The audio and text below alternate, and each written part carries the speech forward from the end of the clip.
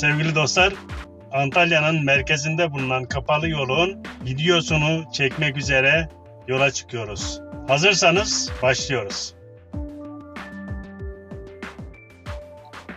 Bugünkü gezimize Antalya'nın kalbinin attığı noktalardan biri olan Attalos Meydanı'ndan başlıyoruz.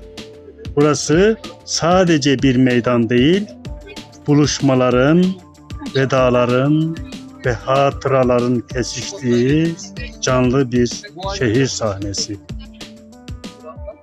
Hemen birkaç adım ötede yükselen saat kulesi, zamana meydan okuyan duruşuyla Antalya'nın simgelerinden biri. Yıllardır aynı yerde, aynı sessizlikte şehrin temposunu izliyor. Saat Kulesi'nin hemen karşısında yer alan Tekeli Mehmet Paşa Camii, sade ama güçlü mimarisiyle bu hareketli hattın içinde dingin bir durak sunuyor. Yüzyıllardır süren bir huzur, şehrin gürültüsüne burada kısa bir mola verdiriyor. Derken raylar beliriyor. Nostaljik tramvay kapalı yol boyunca ağır ağır ilerlerken Antalya'nın geçmişiyle bugünü aynı karede buluşuyor. Zil sesiyle birlikte zaman biraz yavaşlıyor. Yol boyunca karşımıza çıkan bisikletler kapalı yolun sadece yürüyenlerin değil, yaşayanların yolu olduğunu hatırlatıyor. Pedal sesleri bu hattın modern ritmini tamamlıyor. Bir tarafta kale içinin dar sokaklarına açılan geçit, diğer tarafta vitrinleriyle uzayan cadde, tarihin içinden geçip bugüne ulaşıyoruz. Ve işte tam burada kapalı yol başlıyor. Antalya'nın kalabalığı, enerjisi ve günlük hayatı bu hatta akıyor. Şimdi bu yolun ritmine karışıyor, adımlarımızı şehrin nabzına uyduruyoruz. Ay Aha! işte. Ay. Heyecana bak ya.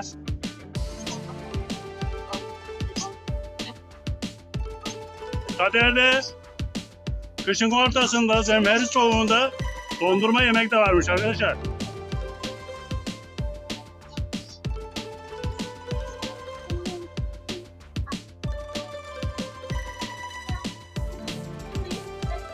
Ağzınızı dilerim.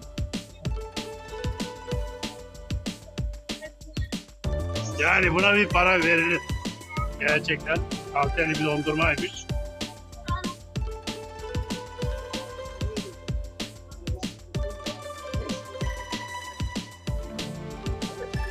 Türk lokumları, turistlerin en çok tercih ettiği hediyelik eşyalardan birisi Türk lokumu. Böyle bakıyoruz. Burada değişik şeyler. Baklava, kumda Türk kahvesi. Abi kolay gelsin. Kumdan mı pişiriyorsunuz? Ne farkı var ateştekiyle? İçelim mi? Sen bilirsin. Yani uzun sürmeyecekse bir tadına bakabiliriz yani. Şekersiz. Evet arkadaşlar, şu anda bir kumda Türk kahvesi içeceğiz. Kumun sıcaklığı nereden geliyor abi? Altta Altta rezervası var. kaç dakikada oluyor bu? Yani kuma göre 5 dakika. Abi ateş için değil. Bu yavaş ısınıyor. Anladım. Evet, kumda Türk kahvesi hazırlanıyor arkadaşlar şu anda. Abi turistler falan tercih ediyor mu bunları? Veya biliyor mu? Herkes içiyor. Tabii tercih etmiyor. Değil mi? Şimdi ne yapıyorsunuz abi? Isıtıyor. Fincanı ısıtıyor. Fincan. Daha sıcak. Hava soğuk olursa fincanı ısıtıyor. Sadece kumda Türk kahvesi yapıyor. Burada her şey var tabii. Ama burada kumda. Ama bütün kahve çeşitleri var. Peki turist geliyor mu? Geliyor tabii. Yani bugünlerde var mı? Ya geçmiş yıllara göre nasıl da? İyi. Her zaman. Her zaman hiç durmuyor abi. Peki bu hangi kültürden geliyor kumda? Yemen işte sana dediğim gibi Ha, Yemen'den. Yemen'den. Yemen kültürü. Bizim Yemen'den geliyor. Evet, fokur kaynıyor arkadaşlar şu anda. sevgili dostlar. Allah şöyle bir yakından görelim. Köpürdü ve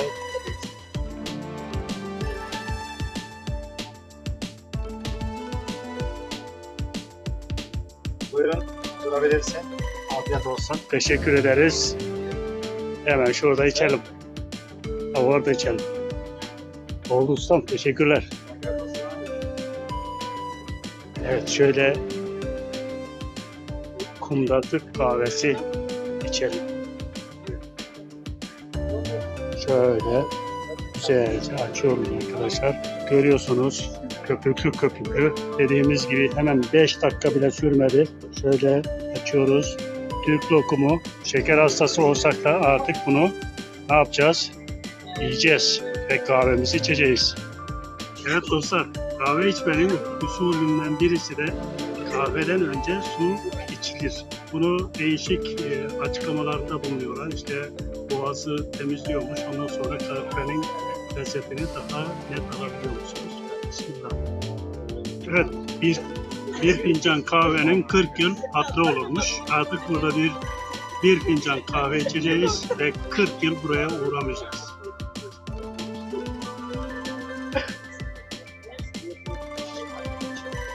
Türk kültüründe kahveyi içtikten sonra ustasına eline sağlık demek bir adettir.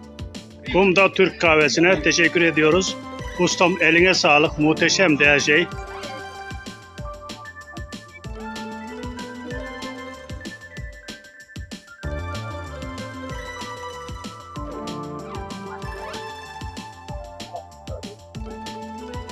Evet sevgili dostlar, Antalya Kapalı Yol'a geldiğiniz zaman birçok ihtiyacınızı karşılayabileceğiniz küçük, büyük mağazalar var. Altın, gümüş, dolar, euro, pantolon, gömlek, ceket, iç çamaşırı, A'dan Z'ye bütün ihtiyaçlarınızı işte bu caddede sağlı sollu dükkanlar var.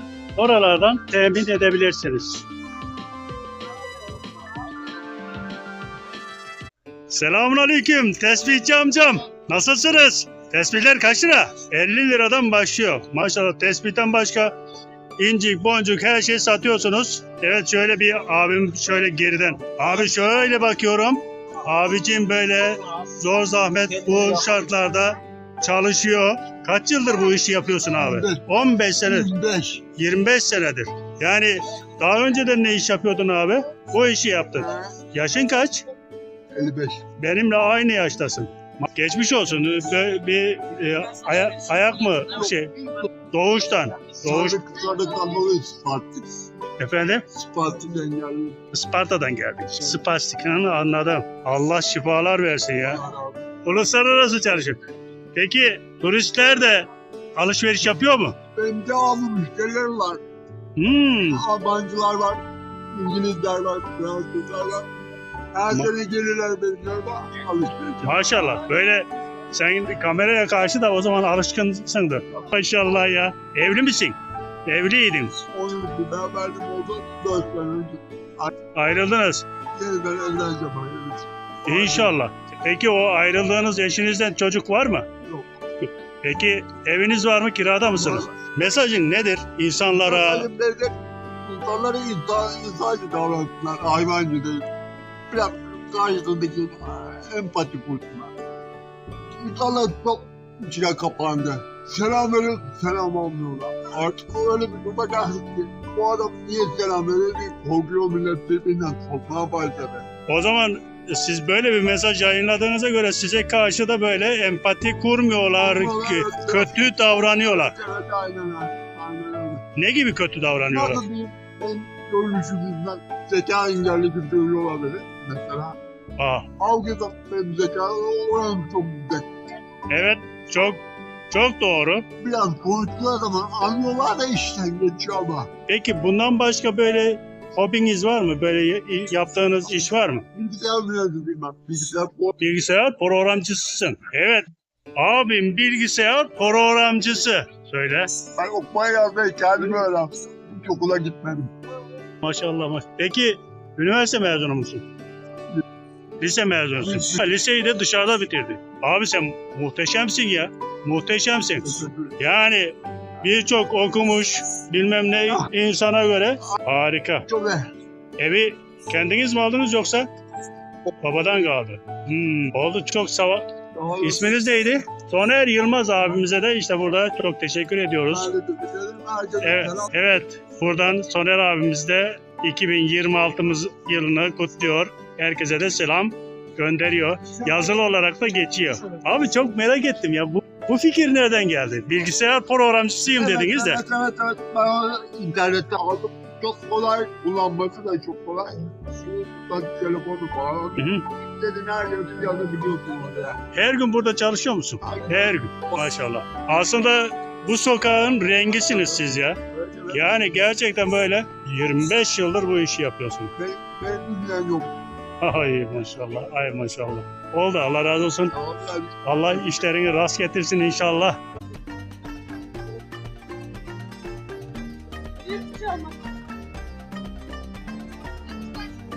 Merhabalar. Bir simit askıya kendimiz tokuz Allah'a şükür. Ne demek bu askıda simit abi? Askıda simit duyarlı vatandaşlar 100, 200, 500 kat simit isterse bırakıyor. Biz de ihtiyaç olan vatandaşlara veriyoruz. Peki bu ihtiyaç olan vatandaşlar bizatihi gelip istiyorlar. Tabii askıda simit var mı diyor. Olmasa bile cebimizden kendimiz veriyoruz. Peki yabancılardan falan da gelen oluyor mu? Yabancı, yerli, turist hepsi istiyor. Peki merak ediyorlar mı bu askıda simit nedir diye benim gibi soran oluyor mu? İlla ki tabii. Biz de işte anlatıyoruz. Vatandaş, duyarlı vatandaş 100-210 simit, 5 simit parası bırakıyor. Biz de ona göre defterimize kayıt alıyoruz. Ha, deftere kayıt yapıyorsunuz. Yani mesela bir Kalmasın diye yazıyoruz abi. evet. Ya, Verdiğimizi artık koyuyoruz. Burada kalmış 4 simit. evet. Askıya verilecek. Bir de yeni siz verdiniz 5. Bugün 5 bugün sadece 5 kişi mi verdi? 5 tane askıya simit geldi bugün. Maşallah. Yani ortalama aylık kaç tane geliyor? Vallahi aylık hiç belli olmuyor abi. Hiç belli olmuyor. Hiç belli olmuyor. Bir bakıyorsun 4, bir bakıyorsun 3. Ama 300-400 dediğine göre ortalama 300-400 var yani. 300 lira diyelim aylık 300-400 lira geliyor. Simit olarak değil. Ha, simit olarak Ha, değil. simit Başka olarak. başka ne oluyor? Başka işte su koyuyor. Poğaça, börek ne varsa burada tezgahta. Ha, vatandaş size ücret ödüyor. Siz de Parayı onu bırakıyor. Biz de diyelim vatandaş yaşlı. Simit sert yiyemiyorsa börek veriyoruz. Poğaça veriyoruz. anladım. Yani. Güzel. Güzel maşallah. Şimdi siz de 15 lira bıraktınız. Hı hı. Gelecek vatandaş bundan 20 lira. Gelenek Bir tane vereceğim. Peki bu geleneği siz mi başlattınız? Daha önceden böyle bir gelenek var mıydı? Osmanlı'dan beri. Vallahi bu Osmanlı'dan beri ileri bir tarihlerde var da bu pahalılık nedeniyle bu işe başvuruldu. Bu işe başvuruldu. 1-2 yıldır Evet. siz böyle bu işi yapıyorsunuz. Pahalı vatandaş alamıyor. Yüzüyor. Tabii ki Ramazan'da, Kurban'da, şurada, burada biraz. Normal biz çağırıp kendimiz de verebiliyoruz yani. Mesela buraya yurt dışından şeyler geldi, turistler geldi. Ondan sonra Suriye'den mağdur insanlar geldi. Bunları da böyle Seçmiyoruz abi. seçmiyor. Ben seçmiyorum. Çünkü vatandaşın durumu iyi değil. Abi sakın beni söyle. Alacak güç yok. Allah razı olsun. Evet, bu soğukta, karda, kışta, askıda simit Evet. hizmetiyle burada kapalı yolda hizmet veriyor abimiz. Abi isminiz neydi? İsmim Ayhan.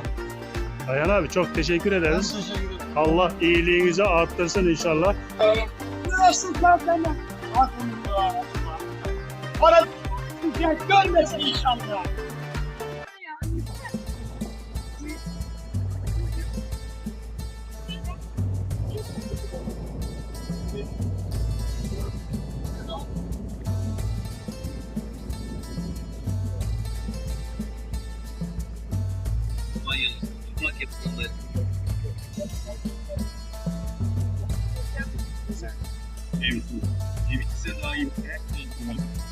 Evet. Abi sen kaç yıldır yapıyorsun bu işi? 5 yıl yana bu işi yapıyorum. 45 yıldır maşallah. Soğukta, karda, kışta bu işe hizmete devam. Kar yok da yağmurda işte yağmurda açmıyorum işte. Böyle hava biraz kışlı olsa elim ekmeğin üstünde dolaşıyorum yani. Ekmeğin üstünde dolaşıyorum. Yani aç kalmamak için bu işi yapıyorum. Gerçekten iyi kültür hizmeti veriyorsunuz Evet, abi. hizmet Yani veriyorum. ben şahsen böyle hani buraya geliyor, turistler geliyor, yerli yabancı insanlar Aynı, geliyor. Ya, ben turiste de aynı fiyata boyuyorum. Türkiye'de aynı boyuyorum. bir ayakkabıyı kaça 50 boyuyorsun? TL. Rengi fark ediyor mu? Rengi fark etmiyor. Maşallah. Yani bizde bu hizmet devam ediyor. Maşallah.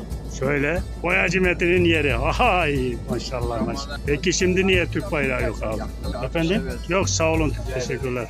Evet böyle soğuk bir günde Metin Ustama çok teşekkür ediyoruz. Ben de akıllı telefon kullanmıyorum ben. Akıllı telefon kullanmıyorum yani. Yani millete diyorum ki ayakkabılarınızda ıslak mendil vurmayın. Arabanın ön tarafına ıslak mendil vurmayın. Islak mendil ayakkabının bir numara ayakkabının düşmanıdır. Sen de yani ıslak mendil vurma. Peki doğal boyalar mı? Doğal boyaları kullansınlar. Bu kültür bitmesin. Bu kültür Anladım. devam etsin yani. Peki vatandaş gitti bir ayakkabı alacak. Parası yok. Parası da yok Yok. Gelsin ayakkabısını boyasın. Param yok desin ben yine boyarım. diyorsunuz. Peki iyi kaliteli ayakkabının özellikleri nedir? Kaliteli ayakkabı, kaliteli nedir işte? Ayakkabı işte. İçi deri olması gerek. Sonu deri olmaması gerek. İçi dışı deri olması Deri gerekiyor. olması gerek. Abi soğukta üşüdünüz, çayı hak ettiniz. Evet, çay. Kaç lira çay? Şu anda çay esnafı 10 lira. Şimdi kahvelerde 20 TL. Evet, afiyet olsun. Sağ olun. Neresi? Teşekkürler. Ya konukseverlik işte bu ya. Gönlümüz zengin. Gönlüm zengin olsun.